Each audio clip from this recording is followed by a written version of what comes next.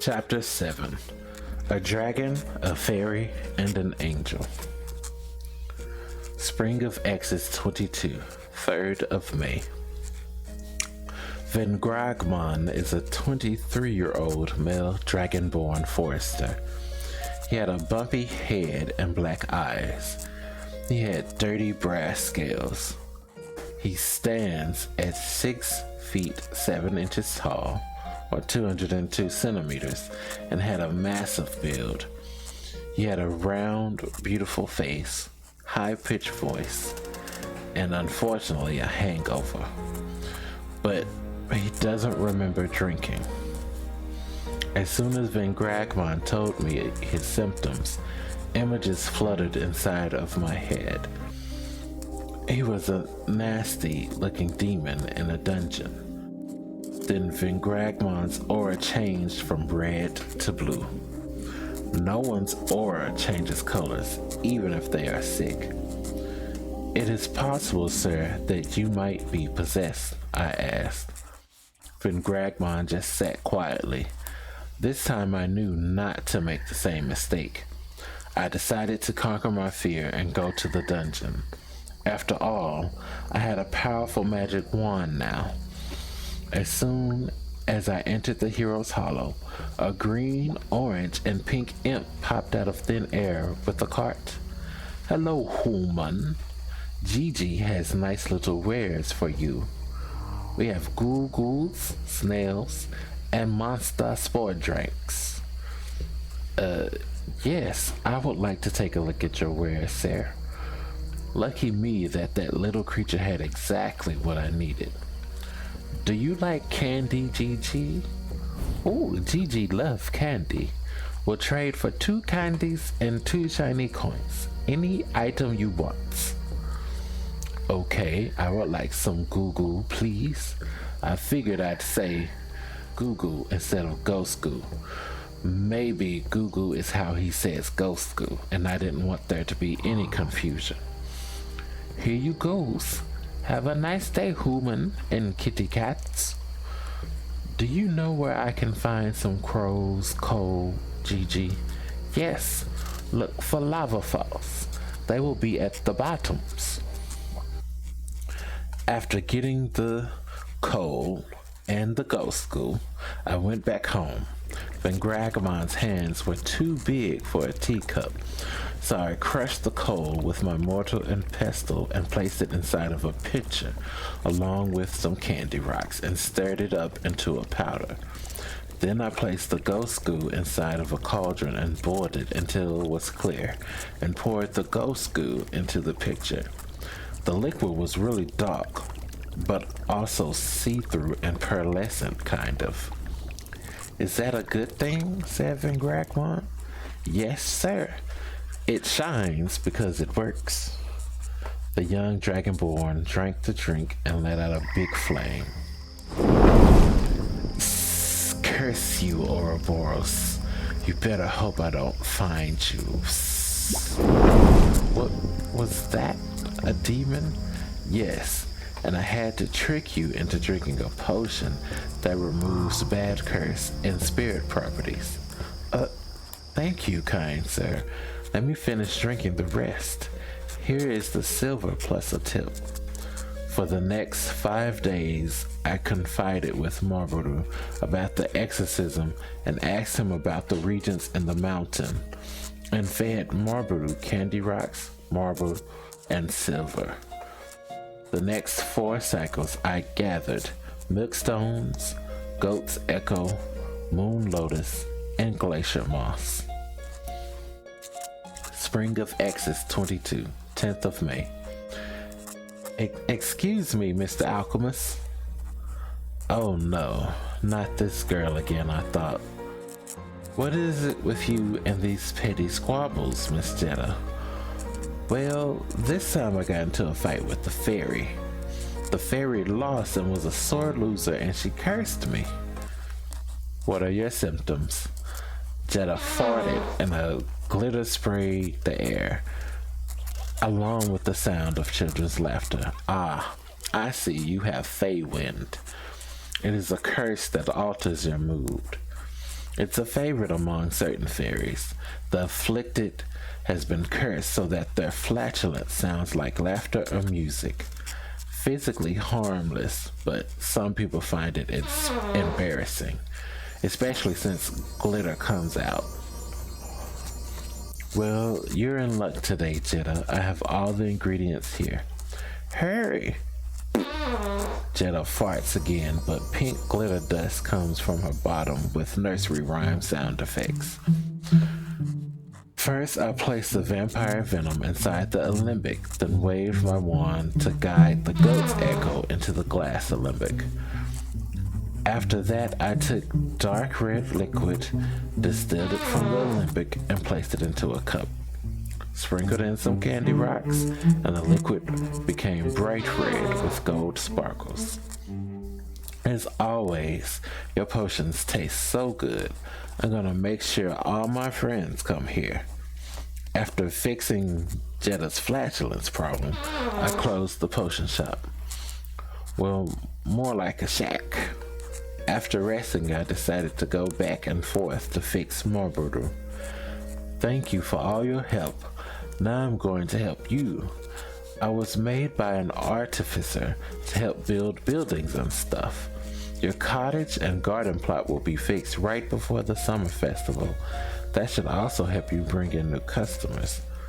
Thank you, Morburu. I really appreciate it. Any requests from me? Nope. You fixed me up so I can go and get Candy Rock food whenever I need it now. Spring of X's 22, 17th of May.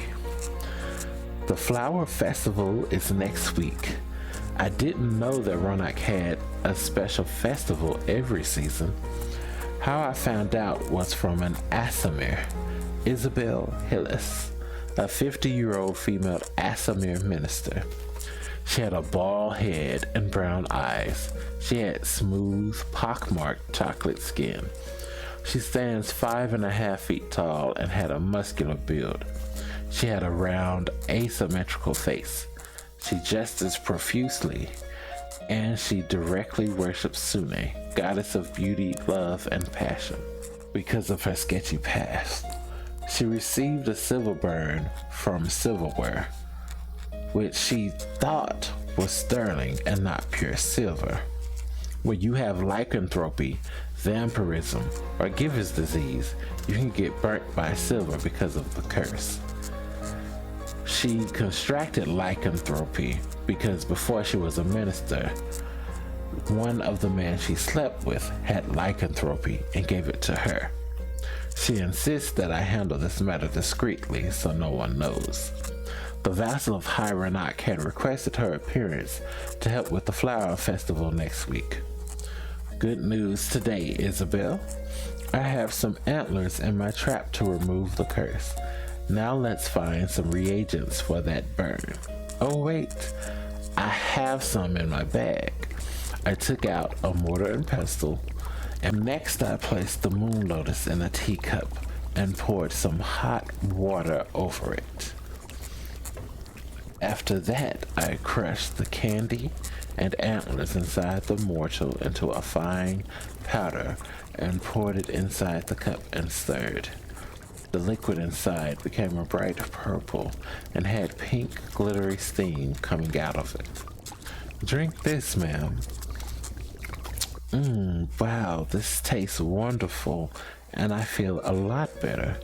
I like sweets, but it's a little bit too much for me. You may want to invest in a hive so us older folks can have something sweet, but not too sweet. I hope you're ready for the festival next week, young man. It will actually be my first, so I don't know what to do, I told Isabel. Well, I suggest you go downtown and ask around.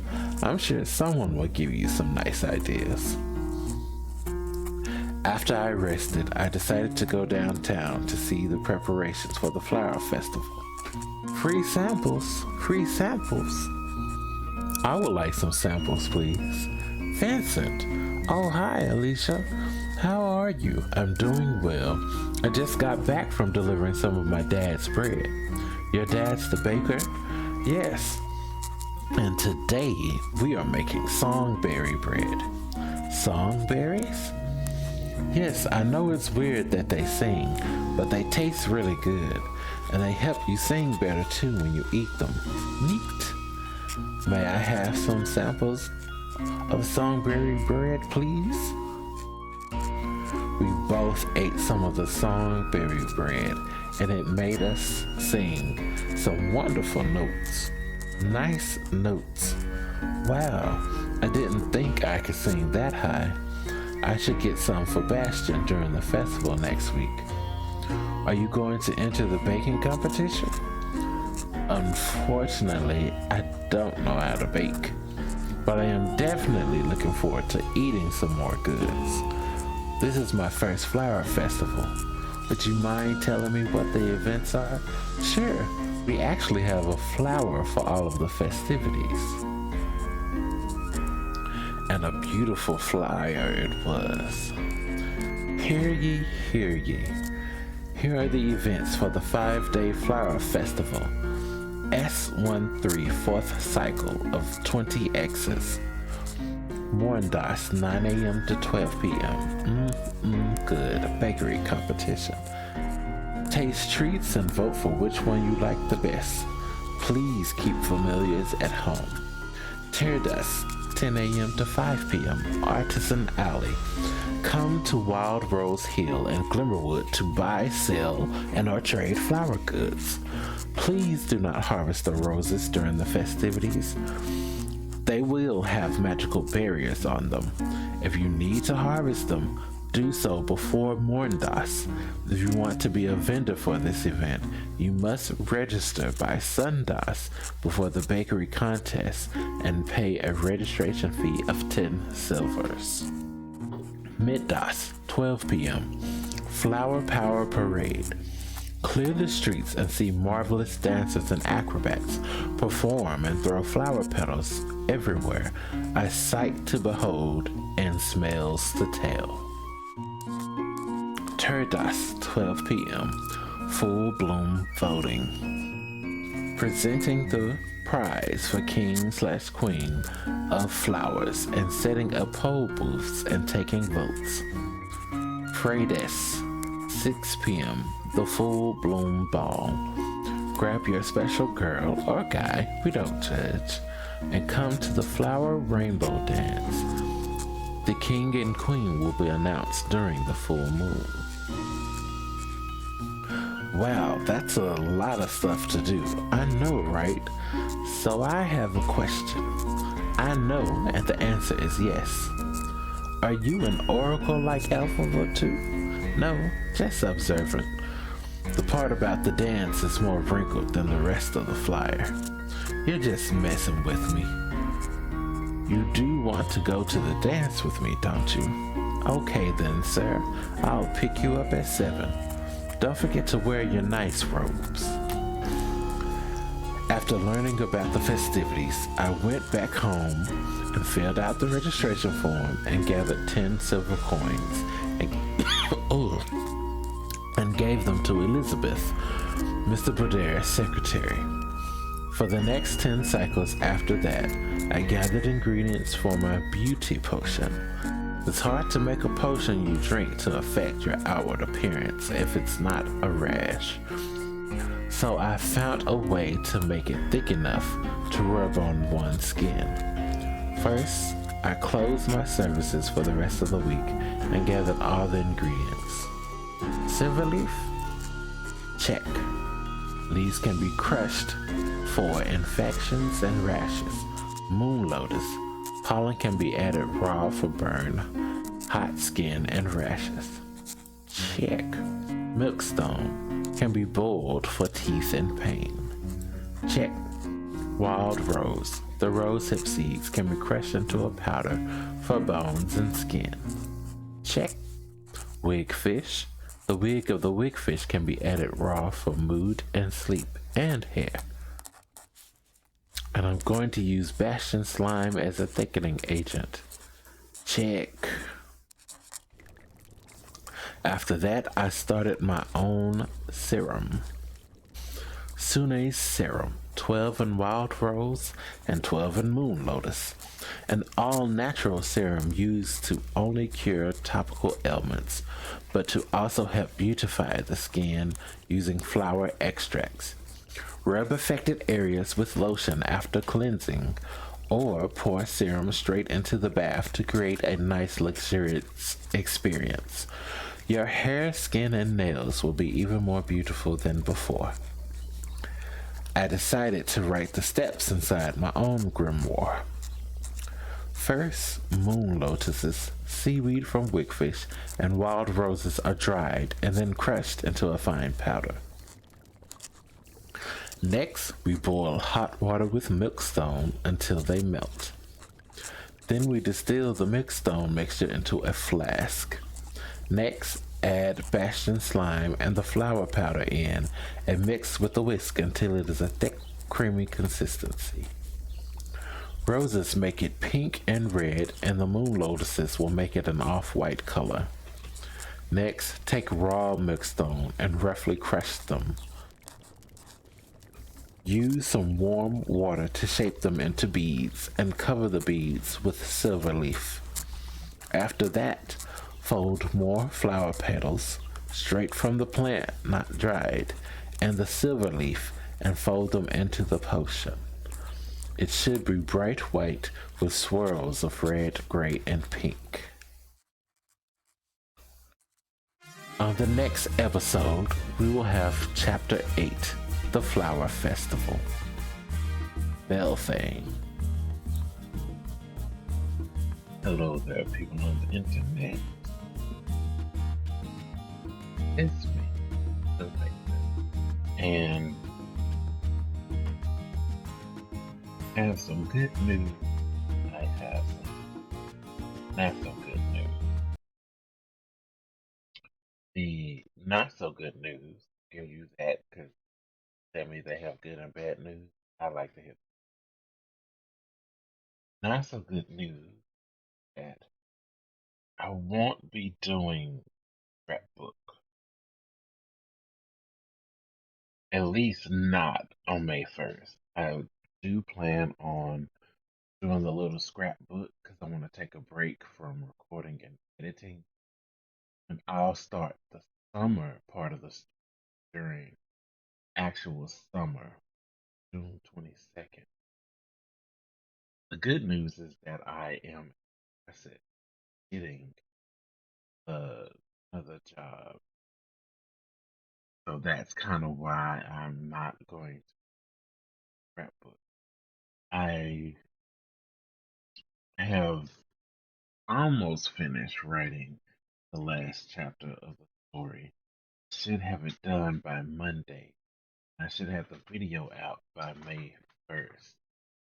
So, video is still coming, but the scrapbook part will not be coming. That's all the announcements that I have for with this video.